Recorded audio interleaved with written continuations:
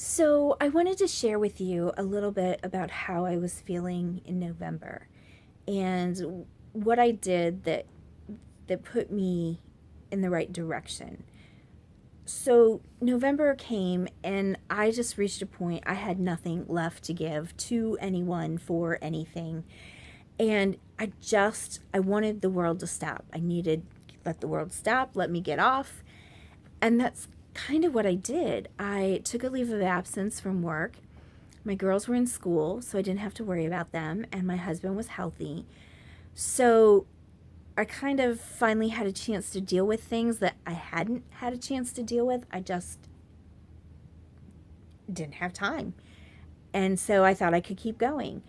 So the first thing I actually did was go get my medication adjusted. And the second thing I did was see a counselor. And I mentioned to you how freeing a counselor can be because there's no judgment. We are harsh on ourselves. We know others judge us, but the counselor doesn't. And yeah, I recommended it before, I recommend it again. So while I'm going to the counselor, she recommends that I read a book. And I am a reader. I like to read, but I like to read thrillers or mysteries and not self-help books. But I kind of needed help, so I did. And the author's name was Brene Brown. And I actually just realized last night that she has a talk or a speech or something on Netflix. And I think it's about like her first book. But anyhow, the book of hers that I chose was The Gifts of Imperfection, because I really couldn't have felt less perfect at the time. I really kind of felt broken and like a failure because I wasn't able to keep up the way I had been keeping up.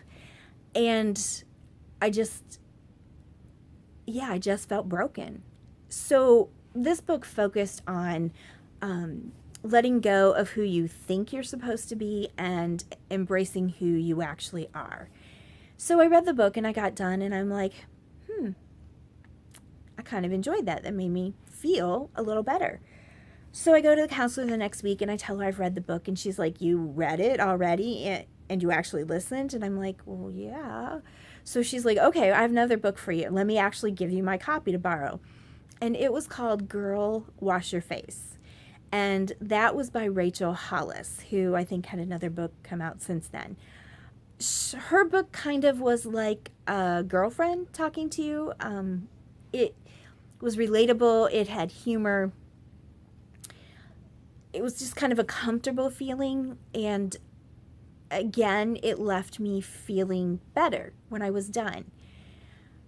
I read a couple other things, but one of the last things that I read was You Do You. And that was by Sarah Knight. And apparently this is the only or one of the only books she's written so far that doesn't have a swear word in the title. So obviously she's kind of to the point.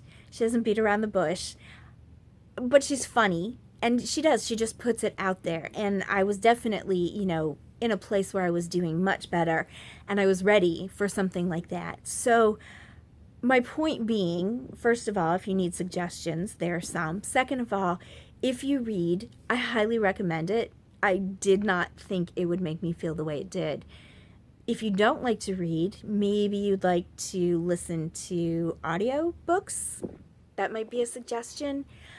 But whatever you do, you have to eventually take some step in the right direction or in a direction that you think will be the right direction.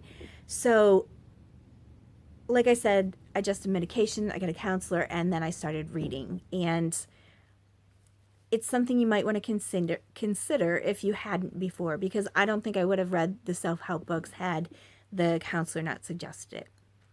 So, anyhow, that's all I have for today. Bye.